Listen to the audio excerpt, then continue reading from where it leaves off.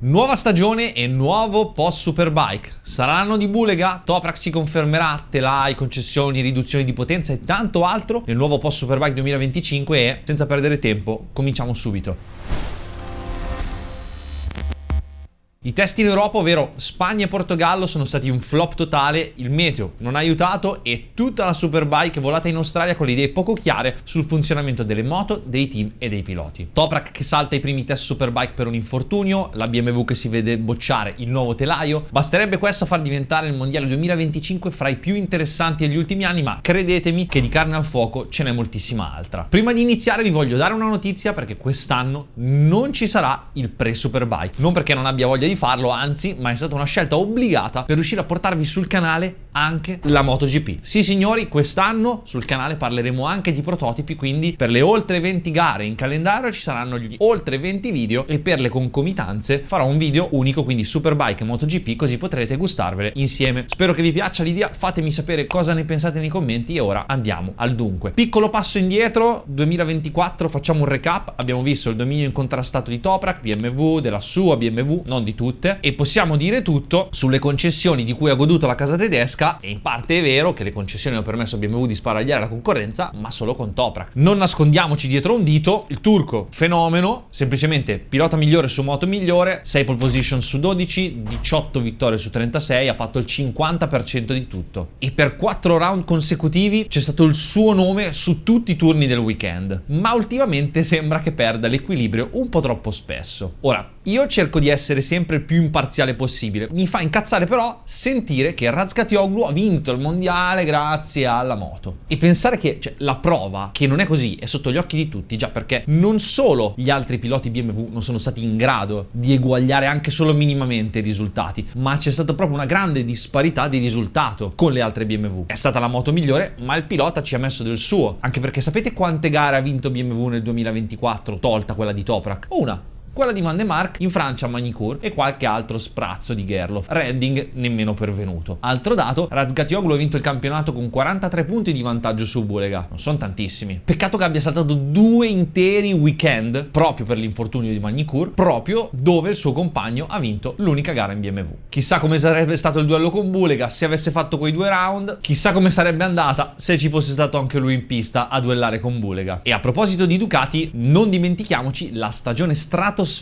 di Nicola Bulega, arrivato secondo in campionato con 6 vittorie. Niente da dire, la vittoria al titolo in Supersport 2023 gli ha fatto bene, rinato dopo il periodo in Moto2 così e al primo anno in Superbike ha battuto il campione in carica Álvaro Bautista a parità di moto. Dobbiamo però dire che Bautista ha patito molto la famosa zavorra impostagli e facciamo chiarezza una volta per tutte. Sì, la zavorra ti dà un handicap perché non solo aggiunge peso ma squilibra un po' la moto, che è progettata per avere un peso diverso. In ogni caso Bautista ha chiuso la stagione 2024 terzo con 4 vittorie. Al quarto posto Alex Lowes con la Kawasaki, e sono sue le uniche 2 vittorie della stagione a non essere marchiate BMW o Ducati. Che dire, il migliore degli altri con un mezzo non certo all'altezza per competere per la vittoria. Parlando di piloti indipendenti, poi dominio tutto italiano, primo Petrux, secondo Iannone, terzo Rinaldi, anche se poi nella classifica assoluta è stato lontanissimo per via di una stagione molto sottotono. Gli altri italiani, non male Locatelli, che ha concluso la stagione settimo, staccando di ben 105 punti il suo compagno di squadra, mostro sacro, ovvero Johnny Rea. E anche se Rea non avesse saltato le 4 gare per infortunio e le avesse vinte tutte per qualche sorta di miracolo divino, avrebbe comunque chiuso dietro Locatelli. E se a parità di moto batti un 6 volte campione del mondo, di certo non hai fatto un brutto campionato. Parentesi, vero è che Rea sulla moto blu la quadra vera non l'ha mai trovata, e infatti questo weekend in Australia non correrà a causa di un brutto high side nel quale gli è finita la moto sul piede. Le Honda con le Kona e Vierge verso il finire della stagione avevano dimostrato qualche sprazzo di competitività per stare in top 5 e vedremo se inizieranno da dove hanno lasciato. Il resto del plotone ne avevamo ampiamente parlato l'anno scorso, con un sacco di piloti a mio avviso sottotono e con dei risultati che non rispecchiano il loro vero potenziale. Vedi Rinaldi, vedi Bassani, vedi Oettel, vedi Redding, ma ora andiamo a vedere la lineup 2025. Prima di iniziare vi ricordo che ho aperto il mio crowdfunding per la stagione delle gare di quest'anno. Io ho fatto la mia prima mossa e attraverso Revo Racing, che è il team di riferimento per Aprilia Racing, mi hanno dato un super supporto, ma manca ancora del budget per raggiungere l'obiettivo, per fare quello che ci siamo prefissati, ovvero le 3 gare dell'IDM. Fino adesso abbiamo raccolto quasi 3.000 euro, ma ne mancano ancora un po' e spero di raggiungerli, perché stavolta ho messo tanta carne al fuoco e non posso partire se non c'è una base economicamente solida. Non chiedo mai aiuti, non ho gli abbonamenti al canale, ma come per il Moto America vi coinvolgo per quelle situazioni che vanno colte al volo. Detto questo, se in questi anni vi è piaciuto quello che ho fatto e la crescita che abbiamo fatto, potete aiutarmi donando al link in descrizione. La piattaforma è GoFundMe, super trasparente, si può donare anche in forma anonima e ricordatevi che ogni euro conta. Guardate quanti iscritti siamo, contate un euro l'uno, fate voi i conti. Torniamo a noi, domani inizia il weekend di Phillip Island e come consuetudine pista tosta, velocissima, saliscendi, gravi problemi di consumo gomma, e qui la differenza la faranno gli esperti e i più a posto che sapranno gestirsi. Inoltre va detto, perché non tutti lo sanno e in molti anni è successo, che i valori che si vedono in Australia sono completamente diversi rispetto a quando poi torniamo in Europa. Diciamo che può essere che ci siano sorprese di piloti veloci qui, ma che durante la stagione faticheranno, o viceversa, ed è stato spesso così e sono curioso di vedere quest'anno. Comunque, line-up 2025, partiamo con BMW. Il team ufficiale si presenta con la stessa squadra, Toprak e Van de Mark. Sicuramente favorito, ma la vittoria finale quest'anno secondo me non sarà così scontata. Il campionato 2025 per BMW è già in salita prima di cominciare. Toprak ha saltato il test di Jerez per l'infortunio con l'enduro e qui in Australia dopo pochi giri è volato via per un malfunzionamento al traction control e ha preso un'altra sventola non indifferente.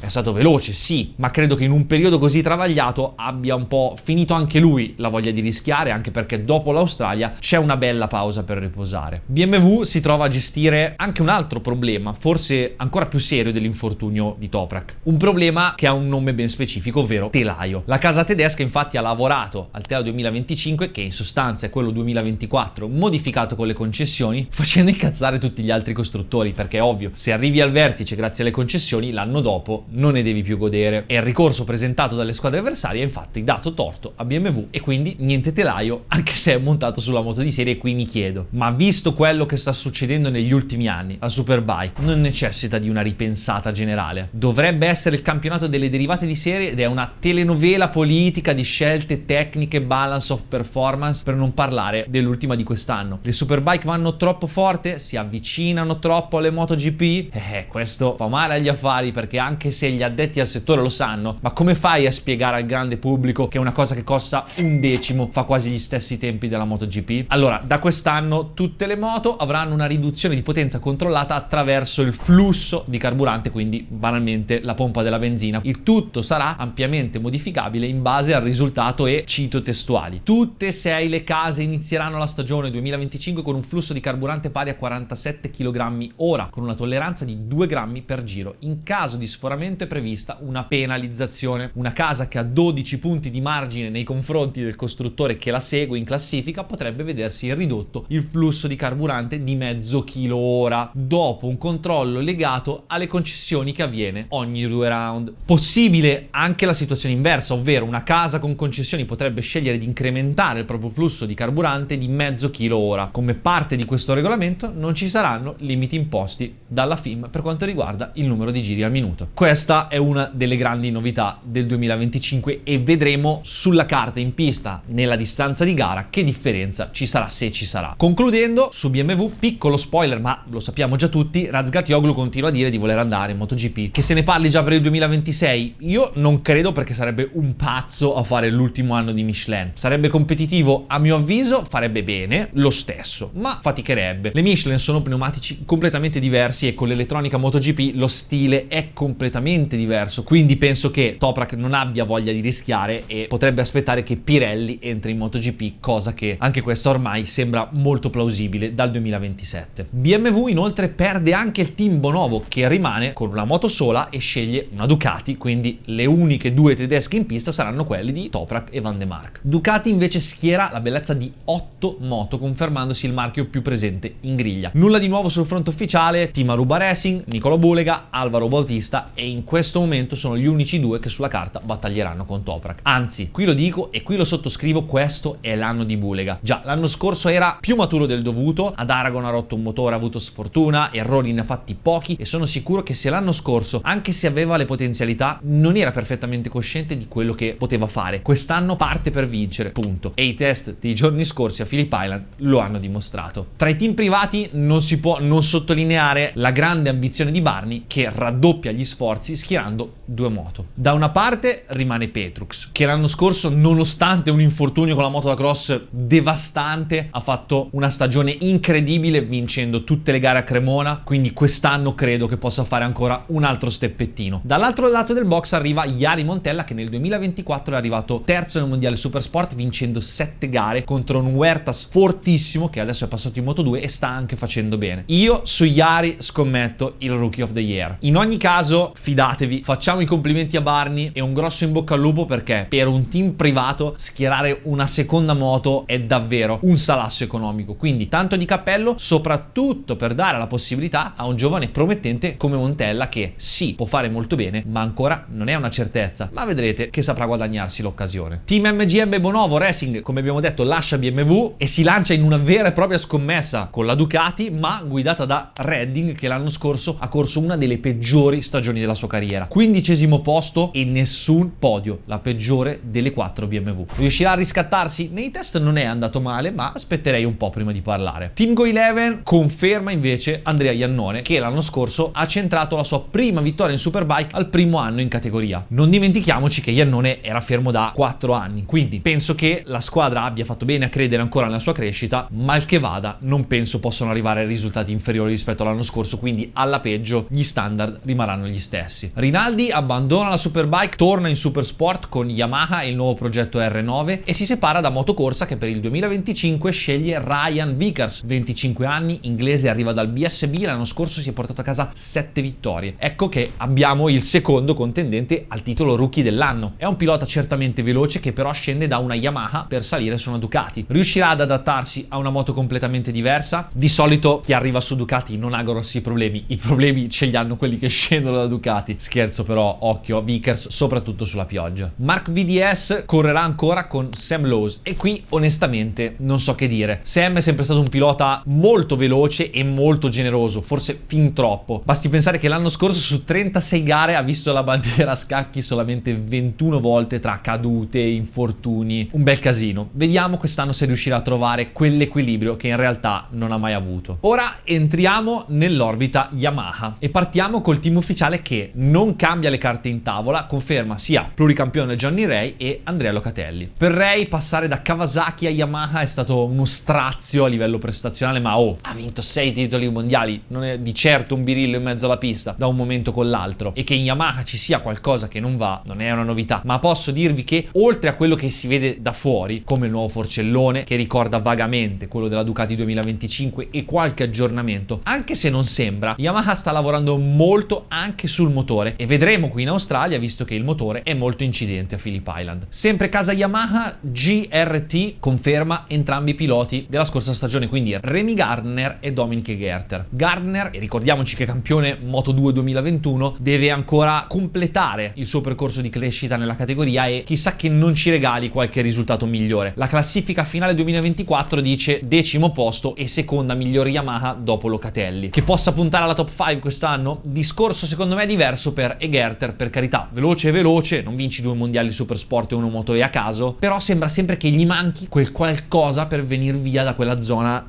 5-10. Sempre in casa Yamaha, più degli scorsi anni, interessantissimo Moto X Racing che schiera 2 moto. Una ci sarà l'esperto Tito Rabat, mentre l'altra, novità interessante, Batin Sofoglu, pupillo di Kenan, mister 5 mondiali Supersport. Batin ha soli 22 anni ed è una bella scommessa che potrebbe rivelarsi vincente per Yamaha. Sicuramente non ha la moto da battere, però un'ottima base di partenza per farsi le ossa in Superbike. Quindi Montella, Vickers e Sofoglu per il titolo rookie. Ora arriviamo in casa Honda e qui alle note dolenti. La Honda è stata la moto peggiore del 2024, anno sicuramente non positivo, con una discrepanza di risultati incredibile fra il team ufficiale HRC e il team clienti Honda Mie. Appena 185 punti nella classifica costruttori e un misero podio all'attivo con l'Equona all'Estoril. Honda è attualmente sottotono tanto in MotoGP quanto in Superbike, ma non pensiate che non stiano cercando di cambiare, infatti grande cambiamento, abbandonano Showa per passare ad Öhlins e risolvere quei famosi problemi di trazione, consumo gomma che hanno sempre avuto. Riconfermano Lecuona e Vierge e questa penso sia un'ottima scelta perché sono due piloti molto veloci e dare continuità al lavoro paga quasi sempre. Discorso diverso per il team Petronas Mie Honda, che avrà ancora Tarran Mackenzie come prima guida, mentre sulla seconda moto salirà il malese Zakwan Zaidi,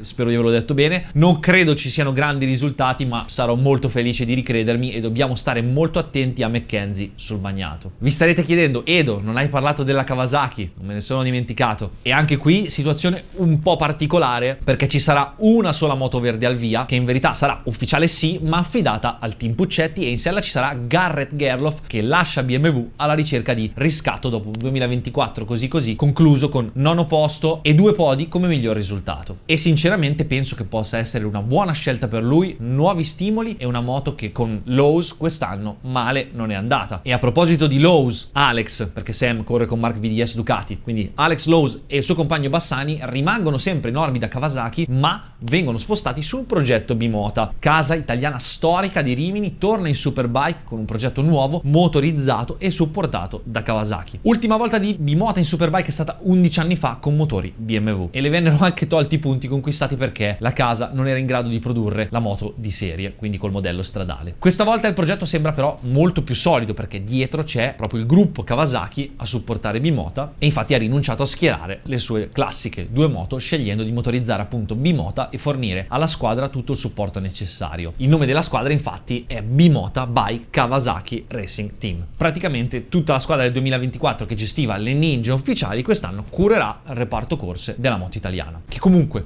possiamo dirlo, a me tecnicamente piace tantissimo come è fatta, telaio, forcellone, sovrastrutture, e nei test qualcosa di positivo c'è, quindi popcorn in mano e vediamo Bassani e Lowe's che cosa riusciranno a fare. Bene signori, siamo arrivati alla fine, spero che questo recap 24 e line-up 25 vi sia servito per avere un quadro più chiaro su quello che vedremo questo weekend. Chi vincerà secondo voi? Scrivetemelo nei commenti e noi ci vediamo lunedì col post Superbike. Ciao!